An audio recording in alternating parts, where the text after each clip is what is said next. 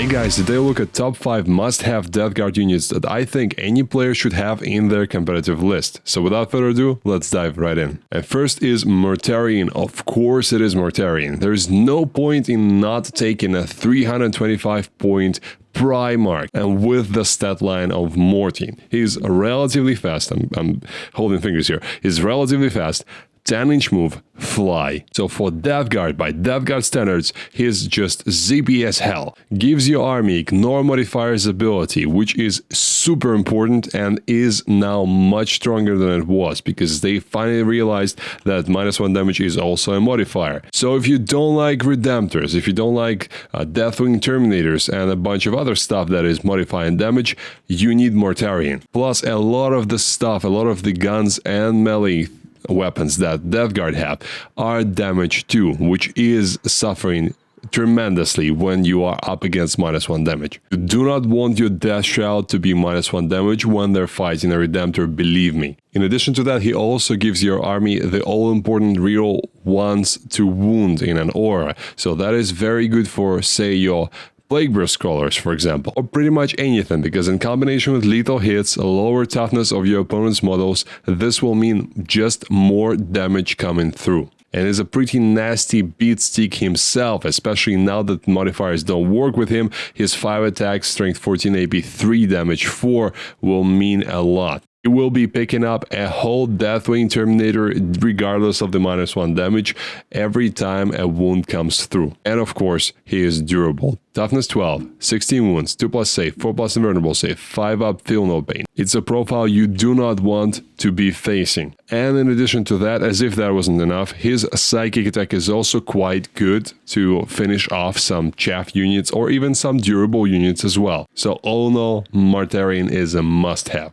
Next are Plague Marines with HQ. So even though these guys are 20 points more expensive now, yes, we don't like that. And yes, Biologists could only now throw 1 grenade, and that's why we're probably not going to be seeing those triple Biologist lists anymore. Still, I think Biologist is a great character. The grenade is a good thing to have in your back pocket when you need to get those mortal wounds through. And a 10-man unit of Plague Marines is still extremely efficient with fight first and lethal hits 5. With how many attacks this squad has and the melee weapons it has, extra AP from Contagion, -1 to the toughness from the Contagion, they are a really scary unit to run into. A Rhino provides all the mobility they need as well, and with the combination of flamers, grenades and meltaguns that you can use after disembarking from said Rhino, they can also do quite a lot of damage even before hitting combat. And once you're there, you can make everything better with stratagems, for example, to get them sustain hits or extra AP depending on what you need. And even more if you are near Contagion objective. So all in all, I think the 180 point unit of Plague Marines, so just 18 points per model, which I think is very reasonable, and 100 more points for the 2 characters you have. And remember, those characters are also not useless. They're not there just to provide the buffs for the squad. Biologist has his cool grenades. The Foul Blightspawn has his very good flamer, so they are not useless characters. So 280 points for this squad, I think it's a good deal. Now my favorite Voted Blow Drone, probably my favorite unit in the entire Death Guard Codex ever since these models came out. They are now just 90 points, and you're probably looking at the most price-efficient vehicle in the entire game. I'm sure someone will correct me, but that's how I feel at least. The OC3, which is good for a vehicle of this size, and very good for a vehicle of this price. Toughness 9, 10 wounds, 3+ save, 5 up invulnerable save. They are relatively good in terms of durability by Death Guard standards. By Space Marine standards, it's a very good vehicle. They move 10 inches and they fly, which for Death Guard is very quick. Probably my favorite thing about them, apart from the melee profile, is the ability to fall back and charge, because that's so important for such a harassment piece in your army. You don't want it to be stuck with something that it cannot kill for an eternity until eventually something happens to it, and you don't want to skip the entire phase of fighting because you've fallen back. And about fighting, it's a very universal piece because it has 10 attacks, that's just already extremely good. 10 attacks, it's strength 7, AP 2 with Contagion, so AP 1 base, damage 2, and lethal hits. And of course, you get -1 toughness as well. So it will be even easier for you to wound some of the higher toughness things, or potentially infantry that is toughness 4 becomes toughness 3, so you're wounding it on 2s. And with lethal hits, of course, some wounds will be coming through automatically anyways. So it's a very good universal profile that just is glorious. And of course, with Mortarion nearby, you will be also ignoring the modifiers, so Redemptors should be afraid of you. Oh no, I don't know why you wouldn't have 3 of these in every list you make.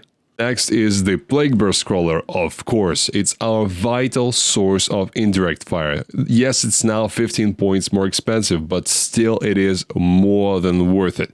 We need indirect fire because the army is not fast enough to get everywhere quickly enough. So it means that those pesky infantry chaff units that are going to be hidden behind ruins and trying to steal our objectives and getting in the way one way or another, they need to be dealt with somehow. And the best way to do it is just by pointing an indirect fire gun at it, and I think Plague Burst Crawler is a very good one. Plus, if you are not firing indirectly, you can also get +1 to hit and ignore cover if you have Lord of Virulence in your army, which you should have. Or you can be firing indirectly just at something that your Lord of Virulence is currently observing. It's a very tough and annoying to kill vehicle, not as tough as it was maybe 9th edition back in the days when it had -1 damage, but still annoying to kill. Toughness 10, 2+ save, 5+ in 1, 12 wounds, and it has OC4, so it's good for protecting your home objective.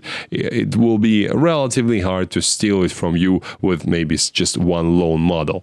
Entropy cannons aren't the main attraction anymore, so they're not as good as you would think, considering how good they were in 9th edition with D3 + 3 damage. Now they're not as good, but they're still nice, especially if you have 3 of the Plague Burst Crawlers all ignoring modifiers and all of the guns firing at the same target. They will get through eventually with that D6 + 1 damage.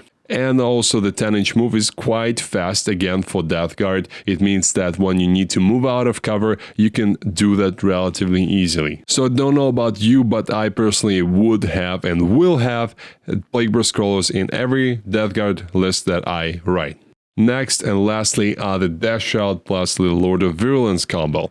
The Lord of Virulence is now 20 points cheaper, and the Death Shrouds are 5 points cheaper per squad of 3 now, so that's a 320 points unit for 6 men with a character. A very good price if you ask me, considering what you get here. You don't necessarily need the 6-man squad, but they do offer, if in such a big number, a very serious amount of auto-hitting, anti-infantry firepower with full rerolls to wound and extra AP that can be further increased by stratagems, and obviously even further if you are near the smelly objective. They are a very scary Overwatch piece as well, and good durability with toughness 6 and conditional -1 to wound, so only against attacks that are higher strength than your toughness 6. That would be 7 D6 shots of anti-infantry 4+, at strength 3, which doesn't really matter if you're fighting at infantry, AP 1 or 2 depending on the circumstances, or maybe even 3 if you're near the smelly objective, at damage 1, auto-hitting. That is incredible. And that's pistol, so you can even fire that whilst in combat. And obviously ignoring cover. In melee, they're also quite good. 4 attacks each, strength 8, AP 2, damage 2, going up to AP 3 with contagion, -1 toughness for your opponent's units, and lethal hits, of course. And they are hitting on 2s as they are very proficient bodyguards of Mortarion himself. Universally good profile. And obviously they have the sweep as well, which is not that good, but good if you need extra attacks against something that is not worth the effort. Especially considering that those 6 attacks at strength 5, AP 0, damage 1 will be at minus toughness for your opponent's target, and also at AP 1 anyways with contagion, as you probably will be choosing that one. Their biggest weakness is probably the movement 4, which is very slow, especially if you come up against Night Spinners or something like that. You will be suffering tremendously, so you should really think about how you're going to be placing them, and probably in most cases you will be deep striking them anyways. And you want to keep Morty as much as possible close to them so that they can ignore all those modifiers. And also, it's the rule of cool, remember, 27 steps or something like that, how close they should be. So what do you think? Is there a unit that Death Guard have that is even better than one of these that I've mentioned? Perhaps that my top 5 should look differently? Let me know in the comment section below. Thank you for watching. I'll see you next time.